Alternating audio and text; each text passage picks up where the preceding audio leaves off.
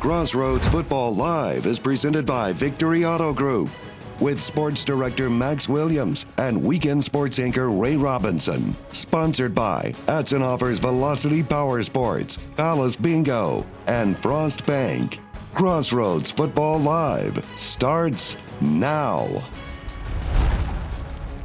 Welcome, everyone, to the last episode of the 2025 football season and for Crossroads Football Live, back with your host, as usual, Max Williams. And I can't believe we've reached here to our last and we've already got to the postseason. So not trying to get really emotional here, but again, we're going to see if I can keep it all together as we go through the rest of the show, because still we got playoff action. It's win or go home for all these teams I'm going to mention tonight. First, with our game of the week, as we usually do to start off the show, Victoria West Warriors are traveling out to Corpus area to face the Miller Buccaneers. And again, for West, this is a team that got the number 3 seed there in their district. For Miller, they got the number 2 seed there in Corpus. And Miller's always been a team. They started off slow, 0-5, and then turned it up there in district play. But West starts off hot there. How about Genesis Jeffries? He's been one of those running backs with Andrew Henley, Brody Flores, that found a way to just kind of keep that consistency in the running game. Gets in the touchdown to start the game there for the Warriors. Now, an unexpected play, though, here comes from Miller. How about Nolan Boyd stepping back there in the pocket, but then it gets an interception right there. And look at this here from Miller. They find a way to get themselves all the way. It looks like he's tiptoeing down the sideline. It's the pick 6 to the house. And you're thinking early in this game, Miller might have a shot. Can they get the job done? But the problem is the running game of West was, again, the big difference, because Andrew Henley finds a way to get himself in the end zone. And again, West could take back the lead here in this game, top of the second quarter. But then, how about another score for Henley? He doesn't just do it once. How about get another touchdown in there for Henley? And again, for West, the rushing game was working. Henley, Jeffries was getting big-time plays, and the Nolan Boyce as well got the job done. And West, this game was not even close. The Warriors won 61-23. Now for West, officially after the Pace Vikings and Mission Veterans Memorial play, Mission Veterans Memorial won, so that is going to be the next opponent in the area round for the Warriors there next week. Now, West made a deep run there, and they lost there to the Bern Greyhounds there in the regional finals, but for West, they're on the right track to start off with. Now, our 25 News Now weekend sports anchor Ray Robinson was at this contest tonight. He had a chance to catch up with 2 of the stars of the game in quarterback Nolan Boyce and the running back Genesis Jeffries about getting that first-round victory there tonight. Max, on the final night of CFL Live, Victoria West dominating as always and stuff. Final score is 61-23, and the guys responsible, partly responsible, we got Nolan Boyce and Genesis Jeffries. So, guys, you guys set a standard, you set the bar high, opening the playoffs. So, first off, how are y'all feeling? I feel great. I feel like everybody did their job, and we came out and executed like we wanted to. I feel very good. My sophomore year, the last time we were here, it didn't end this way. It ended a 3-point loss, and it feels really good to get this get back and a very good feeling. For sure. So there is a little history between Miller and stuff like that. Okay, cool. So it's good to see. So what is just, like I said, you guys just took control going into halftime, setting the presence. You had the first score of the game and stuff. So just walk me through how was you guys just able to get downfield so efficiently and just, able to just take advantage of them? It just felt like everybody was just locked in a no-flow state, and everybody was just focused on the game. There were no outside things that could get our attention. We were focused on this game from day one, and we focused on that in practice, and we showed that in practice, and then it showed in the game. Yeah, I think everybody wanted another week of football. So I think everybody just there was a threat of losing football, and I don't think anybody on this team wanted that. For sure, yeah, because, these games become very crucial, because if you lose, you're out. So, how do we shift the momentum going into next week's playoff games, Because it's only going to get tougher from here. So, what is the mindset? I think the mindset is just do what we did tonight, execute, do what the coaches tell us. We came out and executed, I would say, perfectly of what they told us. So if we just do that next week, we'll do our job. Playoffs is different than regular season. Every week is 0-0. You just got to restart, and you got to come out with the same stuff you did last week and trust the coaches and you execute. Genesis, Nolan, thank you guys. And best of luck to y'all. Thank you. Max, back to you. All right, congrats out there to West, and congrats out there, again, great answers there from Boyce there and Genesis Jeffries. Again, this team trying to take one game at a time here in the postseason. They're going to face Mission Veterans Memorial there next week in the area round. But now, let's turn our attention to 4A Division II, where the Cuero Gobblers were able to host a playoff game at home. They haven't done that since 2022, facing the Sealy Tigers. They face Feria tonight. What a start there to start up with there for Cuero. Feria, though, they get into the end zone first in this one. So they had the early lead, but then this leads a short run there next on the next time play, and then Cuero would respond back. How about the throw there from Jackson Reed? Found Xavier Bonner for a big-time play, and he gets into the end zone. And Cuero quickly found a way to get the offense right back on track. Then after that, Walker Dietz decides, I'm going to keep it there myself at the quarterback position, get a 1-yard touchdown. Then a couple plays later, how about this one? A big-time catch. That was an interception from Jordan Jones. And again, after that, though, Feria tried to throw a couple of shots up there, and this time it works. How about this? Gets himself inside the 1-yard line. This was, again, Feria found some big-time pass plays, but the key in this game for Cuero, when they needed to make big-time plays in the red zone, they found a way. Not in this play, though, because Feria found a way to get into the end zone. But at the end of the day, Cuero would get the victory in this one. The final score is 42-14. Again, you saw a lot of those chances for Feria. They were right there in the red zone, but Cuero, their defense made some big-time plays when they needed to. And so for the Gobblers, they win 42-14. They're going to face the Gonzales Apaches, in the next round. Again, that's actually going to be at Yoakum High School, they decided to, for both teams. So props up to Cuero getting that victory. Now we turn our attention there to another game out into DeWitt County with the Yoakum Bulldogs facing the Gregor Bulldogs, and Yoakum won big there 59-14. And so how about a big upset, though, from the Antioch Panthers beating the Fairfield Eagles? So that is who Yoakum will face in the next round in the area. So stay with us here on Crossroads Football Live, as after the break, we're going to check out a lot of two-way playoff matchups there from last night, and we're going to see how the Refugio Bobcats did at Victoria Memorial Stadium here against Weimar. That's next on Crossroads Football Live. This portion of Crossroads Football Live is brought to you by Victory Auto Group, where the customer always wins.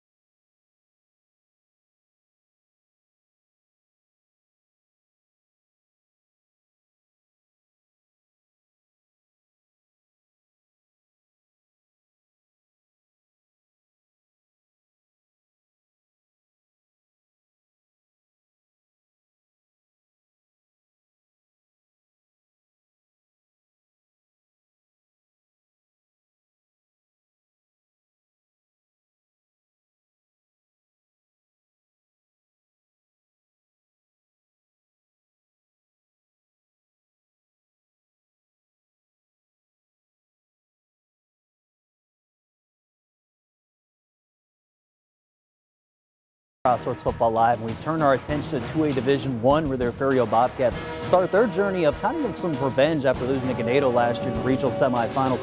This year facing the Weimar Wildcats. So let's check out these highlights as Refugio headed in this matchup undefeated there from the regular season, facing an up and down team in Weimar that is, again, that found a way to get some big time wins in district, but they also lost there to Ganado. Again, earlier in the year wasn't the best performance there from, but this is a different perspective because this game was a defensive battle. How about this interception from Ray Lewis? He's not doing it on the offensive side, he's making plays in the defense as well. Gets himself, after they were driving for Weimar interception-wise, but the problem was a 3-and-out right afterwards. How about the defense from Weimar shutting down, again, the Refugio Bobcats on the offensive side, but will this shut down kind of the offense too quickly there for Refugio? Not necessarily. How about this big-time run there from Ray Lewis? Gets himself all the way inside, the plus territory for the Refugio Bobcats. Then, how would they do? A nice little play. How about keeping the play alive right there for Lewis? Funny thing, Jonathan Montavo on the play. That would get him inside the 5, but believe it or not, they would not score any points on that drive. And again, it was only 7-3 at the half there where Feria was up. But then afterwards, in the second half,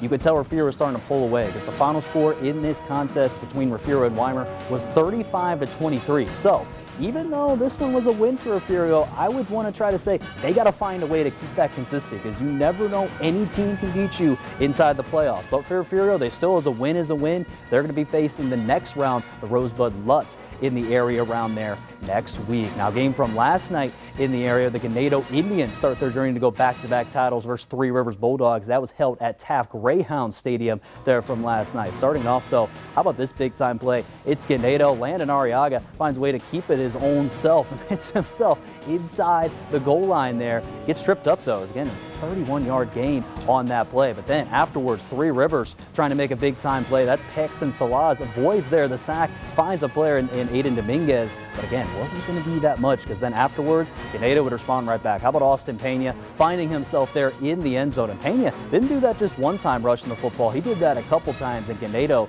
wins big over Three Rivers from last night, 55-0. They will officially face the Thorndale Bulldogs in the next round. And we're going to shout out there again, also our player spotlight there as well from the Ganado Indians there in Austin Pena. They only got their 6 rushing touchdowns on the play. What a big time night there for Austin Pena. And again, he's going to have to be huge the rest of the way. Logan Burris as well. Keep an eye on the freshman Sean Willis too. They're going to have to all be huge for Ganado. They want to make that deep postseason run. Now, staying in 2A Division II from last night, a Refugio Sportsman Field where the Yorktown Wildcats at the number 3 seed face the Agua Dulce Longhorns. And again, starting off for Agua Dulce, they get a big time play. How about that? That's again Aiden Martinez that gets the play. They give him the ball right back. Why not call the odd number? He's the hot player in the game. Gets the touchdown. At this point in the game, it was already 20-12. Agua Dulce had there the lead in this contest for Agua Dulce. But then Brody Betting in this offense, they would not there be cut down quite. How about this big time run here for Betting? Finds himself keeping the ball, and then look at this, trying to find a way, keeps himself, his toe throwing down the sideline, gets himself there inside the red zone. And then the next play after that, how about Betting stepping back and then finding Brandon Knoxman, number 2 there, the receiver, for the touchdown. And afterwards, Yorktown kind of just settled in the game to get the win. And the final score in that one would be Yorktown winning 58-34 in this contest. They will actually face now the top-ranked Ranger Lions there next week. Staying with some scores from last night, the Shiner Comanche. First of all, before we get to Shiner, check out Brody Betting. Had 5 touchdowns, 313 yards rushing. Yes, when I said rushing, 313 yards. So had a big day on the ground, 5 touchdowns in total. He's going to have to keep doing that if Yorktown wants to make a deep run in the playoffs. Now going over to the Shiner Comanches facing the Ben Bowl Badgers from last night. They won easily 67-6. If it's still figuring out who it's going to be, the Bracket Tigers or the Burton Panthers there next week. And finally in 3 Division I, Hallettsville Brahmas faced the Franklin Lions there from last night. And Franklin would win 51-27. And again, for the Brahmas, they end their year at 3-8. And stay with us here on Crossroads Football Live as after the break, we see how Edna and Goliad did there from last night. Then we head up to Corpus to see how Calhoun and El Campo did in their first round matchup. That's all next on Crossroads Football Live. This portion of Crossroads Football Live is brought to you by Palace Bingo.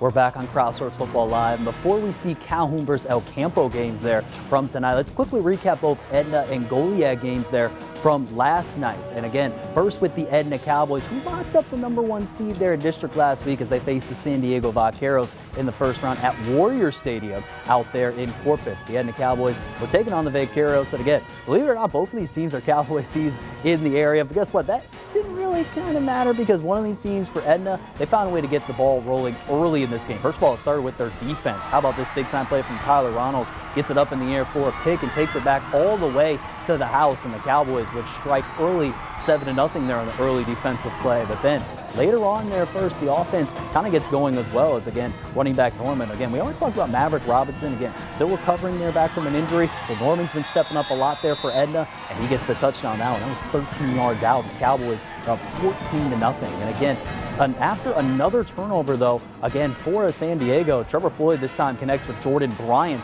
down the sideline. It's 21-0 Edna. And again, this already for how the Edna Cowboys played. It just kept going touchdown after touchdown for Edna. The final score in this one was 63-7. Edna won there last night over the San Diego Vaqueros on a big-time momentum win for first-year head coach Jamie Dixon. So they, again, still figuring out if they're going to face the Gurinson Saguas or the Marion Bulldogs in the next round. Another game from last night was the Goliad Tigers facing the Bishop Badgers. That was out at Ingleside High School. These teams met up in the first round last year, actually right here at Memorial Stadium, and Goliad would win in that contest. Will it be the same here out in Corpus? First of all, how about that was, again, just a pooch kick up in the air. And again, you always got to be ready there on special teams. Goliad makes the big time play and then gets himself in plus territory. Because later on in that drive, this time a mistake though from Goliad. Again, it looked like they were handing it to Donovan Perry.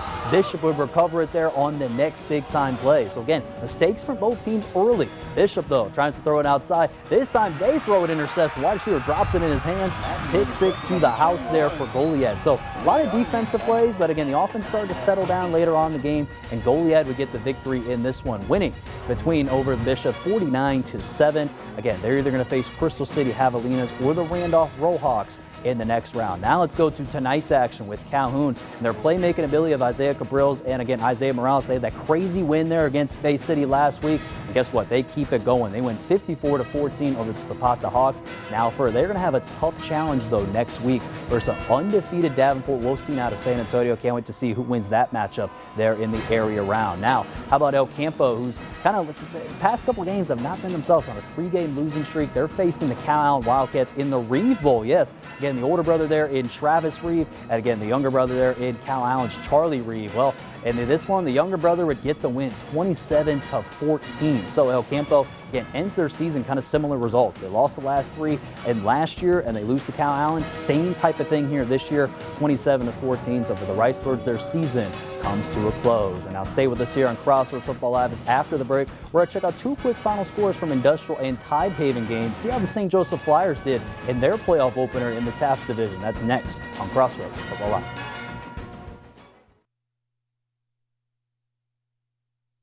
Crossroads Football Live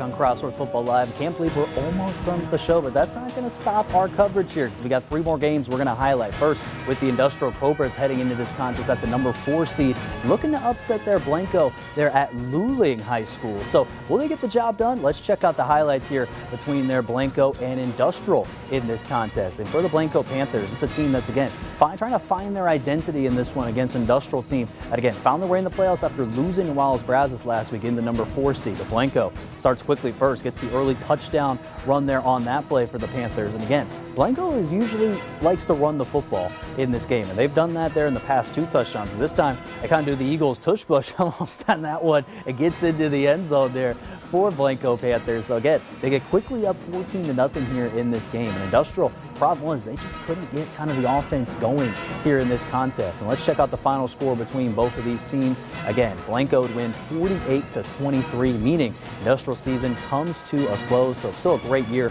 for Coach Luddick there, and the Industrial Cobras still a tough one against Blanco. Now over to the consistent number 1 team I've had in my Friday Night 5 rankings in Tidehaven, who opened up there last night versus the Comfort Bobcats in Seguin Matador Stadium, and they won big, 62-7 over Comfort. They're either going to face the Stockdale Brahmas or the Santa Rosa Warriors in the next round. And now let's go over to the TAPS playoffs in Division 5, where the St. Joseph Flyers hosted the Second Baptist Eagles there at Edna High School. And the Flyers, heading into this game, were looking very unstoppable. The Second Baptist starts off fast. How about a big pass out there for the touchdown down? And again, Second Baptist there out of the Houston area made some big time plays, but then St. Joe trying to respond back with a nice big time run, get him himself, trying to get in scoring position, as again Vasquez this time trying to step up into the pocket, and again steps up and this time looks to try to beat, but the play kind of breaks out from him and he gets outside the pocket and keeps it his own self. And that would actually lead, again, later on to a touchdown, but it would not be enough for the Flyers in this game. As the final score for St. Joe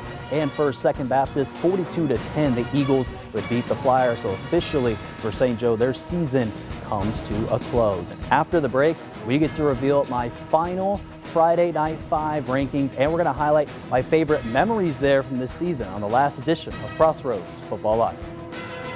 Crossroads Football Live is brought to you by Edson offers Velocity Power Sports Outdoor Fun Store. This portion of Crossroads Football Live is brought to you by Frost Bank.